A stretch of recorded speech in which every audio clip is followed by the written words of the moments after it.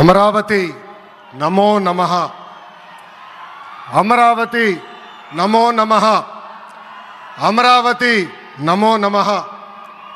వేదిక మీద ఉన్న ఆర్కిటెక్ట్ ఆఫ్ మోడర్న్ భారత్ గౌరవ ప్రధానమంత్రి నరేంద్ర మోడీ గారికి, మన పేదల నాయకుడు గౌరవ ముఖ్యమంత్రి చంద్రబాబు నాయుడు గారికి, నా అన్న గౌరవ ఉప ముఖ్యమంత్రి పవన్ అన్నకి, వేదిక పైన ఉన్న ఇతర గౌరవ పెద్దలకు, ప్రాణాలు సైతం లెక్క చేయకుండా అమరావతి కోసం పోరాడిన రైతులకు, ప్రజలకు నా హృదయపూర్వక నమస్కారాలు. ముందుగా పహల్గామ్ ఉగ్రవాద దాడిలో చనిపోయిన వారికి నేను నివాళులర్పిస్తున్నా. ఉగ్రవాదుల దాడిలో చనిపోయిన వారి కుటుంబానికి దేశం మొత్తం అండగా నిలబడుతుంది. పాకిస్తాన్ గీత దాటింది, అమాయకుల్ని చంపింది, చాలా పెద్ద తప్పు చేసింది. ఒక్క పాకిస్తాన్ కాదు, 100 పాకిస్తాన్లు వచ్చినా భారతదేశ నేలపై మొలిచిన గడ్డి కూడా పీకలేరు. 100 పాకిస్తాన్లకు సమాధానం చెప్పే ఒక్క మిసైల్ మన దగ్గర ఉంది. ఆ మిసైల్ ఏంటో తెలుసా? నమో గౌరవ ప్రధానమంత్రి నరేంద్ర మోడీ గారు. సింహం ముందల ఆటలు ఆడకూడదు, ఆడితే ఏమవుతుంది? మన సింహం నమో కొట్టే దెబ్బకి వరల్డ్ మ్యాప్లోనే పాకిస్తాన్ అని మిస్సింగ్ రావటం ఖాయం. ఈరోజు పాకిస్తాన్ ఆర్మీలో పనిచేసేవారు కొంతమంది రాజీనామా చేశారు, కొంతమంది సెలవులు పెట్టిపోయారు. దట్ ఈస్ మన నమో. నమో కొట్టే దెబ్బకి పాకిస్తాన్ దిమ్మ తిరుగుతాం ఖాయం. ఈరోజు నేను గర్వంగా చెప్పగలుగుతున్నా, ఎంటైర్ నేషన్ స్టాండ్స్ విత్ మన నమో. కేంద్రం ఈరోజు కులగణన చేయాలనే నిర్ణయం తీసుకుంది. ఇది ఒక నిర్ణయం కాదు, ఇది ఒక సంచలనం. Where others hesitated for decades, Namo acted, rewriting history with courage. True to his commitment to empower the marginalized and deprived, Namo's bold stroke will deliver social justice in its truest form. నమో గారికి ఆంధ్రప్రదేశ్ అన్న, అమరావతి అన్న ఎంతో ప్రేమ. ఇప్పుడు ఆయన ఢిల్లీలో ఎంత బిజీగా ఉన్నారో మనందరూ తెలుసు. ఆయన ఈ కార్యక్రమానికి వచ్చారు. ప్రధాని నమో గారు ఆంధ్రప్రదేశ్ కోరిన అన్ని కోరికలు తీరుస్తున్నారు. మొన్నే విశాఖపట్నానికి వచ్చి railway zone, NTPC green project, Nakkapalli bulk drug పార్క్కి నిధులు కేటాయించారు. ఏకంగా విశాఖపట్నం ఉక్కు ఫ్యాక్టరీని కాపాడారు. ఇప్పుడు అమరావతికి వచ్చి నిధులే కాదు, పనులు కూడా ప్రారంభించబోతున్నారు. మనం ఒకసారి గతం కూడా గుర్తు చేసుకోవాలి. 2014లో రాష్ట్ర విభజన జరిగింది.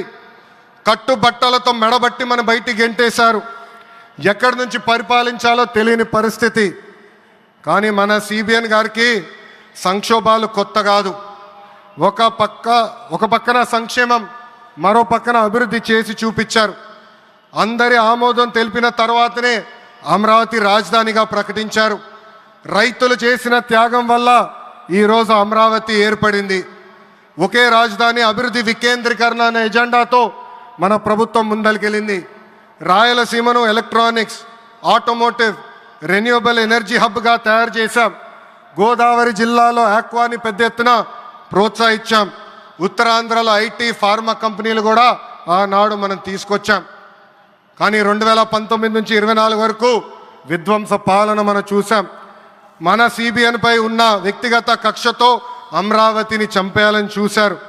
ఒక్క ఇటుక కూడా పెట్టకుండా 3 రాజధానులంటూ 5 సంవత్సరాలు గడిపేశారు. 8 ఏళ్ల పిల్లోడి దగ్గర నుంచి 80 సంవత్సరాల వృద్ధుల వరకు జై అమరావతి అంటూ జెండా బతుకుని రోడ్డు పైకి వచ్చి ధర్నాలు చేస్తాం, పోరాటాలు చేస్తాం, మనందరం చూసాం. జై అమరావతి అన్నందుకు రైతులకి సంఖ్యలు వేశారు. జై అమరావతి అన్నందుకు మహిళా రైతుల్ని పోలీస్ బూటులతో తన్నిచ్చారు. జై అమరావతి అన్నందుకు రైతుల్ని ఏకంగా పేడ్ ఆర్టిస్టులు అన్నారు. ఎన్ని అరాచకాలు చేసినా అమరావతి రైతులు తగ్గేదే లేదన్నారు. 1631 రోజుల పాటు అమరావతి ఉద్యమం కొనసాగింది. 2070 మంది రైతులు చనిపోయారు. సుమారుగా 3000 మంది రైతుల పైన ఆనాటి ప్రభుత్వం దొంగ కేసులు పెట్టింది. ఎన్ని కుట్రలు చేసినా జై అమరావతి అన్న నినాదం ఆ శంకుస్థాపన చేసింది ఎవరు? మన నమో శంకుస్థాపన చేసిన అమరావతి ఆపే దమ్ము ఎవరికి లేదు. 1631 రోజుల పాటు పోరాడి అమరావతిని నిలబెట్టిన రైతులకి నేను ఈరోజు శిరస్సు వంచి నమస్కరిస్తున్నాను. ప్రధాని నమో గారి చేతి మీదుగా అమరావతి పనులు తిరిగి ప్రారంభం అవుతున్నాయి. ఇంకా అమరావతి అన్స్టాపబుల్. అభివృద్ధి వికేంద్రీకరణ అంతే స్పీడ్గా జరిగిపోతుంది. Polavaram, Visakha steel plant, Bhogapuram airport, Prakasam జిల్లాలో CBG plant, Kurnool high court bench, ఇలా అన్ని కార్యక్రమాలు జెట్ స్పీడ్తో జరుగుతాయి. ప్రజాప్రభుత్వం ఏర్పడిన 10 నెలల్లోనే 8 లక్షల కోట్ల పెట్టుబడితో వాటి ద్వారా 5 లక్షల మందికి ఉద్యోగాల అవకాశాలు కల్పించడానికి అనేక నిర్ణయాలు మేము తీసుకున్నాం, ఒప్పందాలు కుదిరించుకున్నాం. అంతేకాదు 16,347 పోస్టులతో మెగా డిఎస్సి నోటిఫికేషన్ కూడా ఇచ్చాం. 5 ఏళ్ళలో ప్రైవేట్ రంగంలో 20 లక్షల ఉద్యోగాలు కల్పించాలని ఒకే ఒక లక్ష్యంతో ఈ ప్రజాప్రభుత్వం పనిచేస్తుంది. ఆంధ్రప్రదేశ్లో ఇప్పుడు డబుల్ ఇంజిన్ సర్కార్ ఉంది. 2 పవర్ఫుల్ ఇంజిన్లు. ఒక పక్కన మన నమో, మరో పక్కన మన సిబిఎన్ గారు. అభివృద్ధి సంక్షేమం అనేది జోడెద్దుల బండి. ఎన్ని ఇబ్బందులు ఉన్నా సంక్షేమ కార్యక్రమాలు అమలు చేస్తూ అభివృద్ధి పరుగులు పెట్టిస్తున్నారు మన సిబిఎన్, మన పవన్ అన్న. ఇంకా మనకి తిరిగే లేదు. నాకు తెలిసినంతవరకు ఏ రాష్ట్రానికి కూడా ప్రధానమంత్రి గారు ఇన్నిసార్లు వెళ్ళింది లేదు.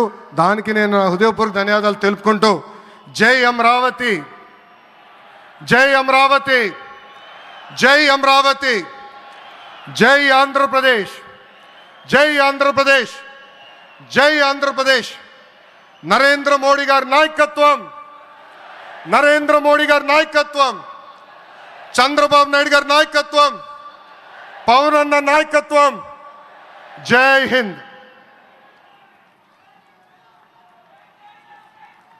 అద్భుతం. ఒక ఉత్తేజపూర్వకమైనటువంటి ప్రసంగాన్ని అందించారు శ్రీ లోకేష్ గారు. ధన్యవాదాలు.